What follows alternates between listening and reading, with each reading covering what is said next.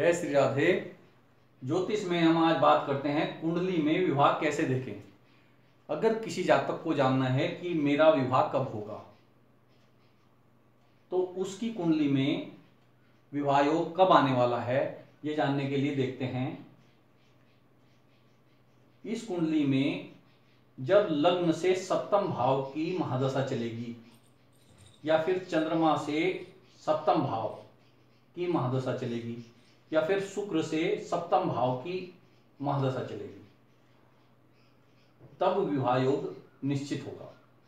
जैसे शुक्र से सप्तम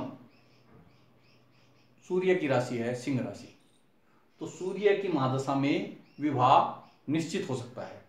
लेकिन अगर लग्न से सप्तम शुक्र की महादशा आने वाली है तो शुक्र की महादशा में विवाह होगा। इन तीनों जगह सबसे पहले ये देखा जाता है कि कौन से ग्रह की महादशा आने वाली है और इन तीनों में कौन सा ग्रह बली है। जो इन तीनों में बली है उसी की महादशा में विवाह निश्चित होगा। और अंतरदशा द्वितीयेश या सप्तमेश की अंतरदशा में विवाह होगा।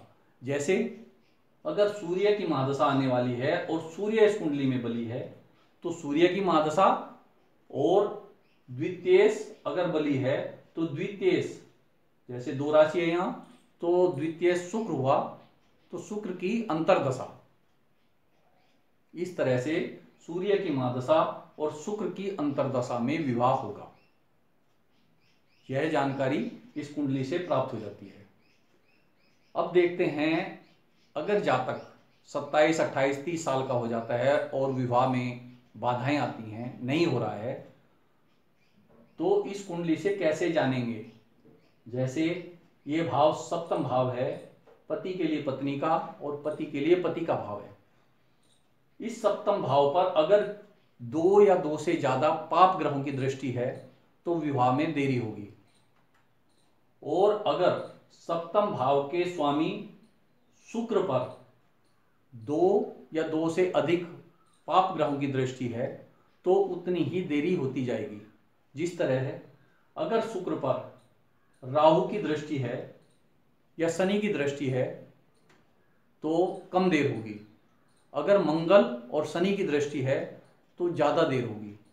इस तरह से 32-33 साल भी हो जाते हैं बिना विवाह के। विवाह में आने वाली अड़चन को दूर करने के लिए सप्तमेश या सप्तम भाव का जो स्वामी है उसके वैदिक मंत्र करा लेने चाहिए तो विवाह जल्दी हो जाता है। या फिर लड़की के लिए बृहस्पति के वैदिक मंत्र कराएं और लड़के के लिए शुक्र के वैदिक मंत्र कराएं, तब भी विवाह शीघ्र हो जाता है। जय श्री राधे।